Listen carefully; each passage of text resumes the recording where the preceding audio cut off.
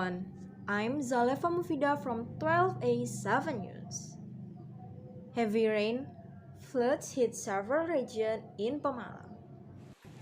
Downpour in Pemalang causing overflowing river and floods on Tuesday, 23rd November 2021.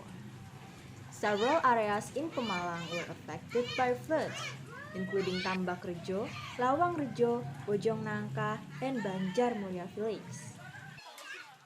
Quoted from postjateng.id, Wahadi, head of Regional Disaster Management Agency Pemalang, said that the worst floods were in Lawang Rejo and Tambak Rejo villages. There were 883 houses affected, with a total population of 4,404 people in Tambak Rejo.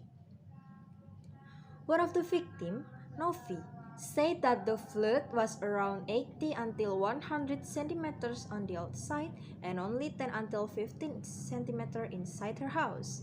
But the flood had receded since that afternoon, specifically 23rd November 2021. Until now, a lot of aid has arrived at the flood control post that located at the village hall. Residents are expected to contact the officer if they need some help.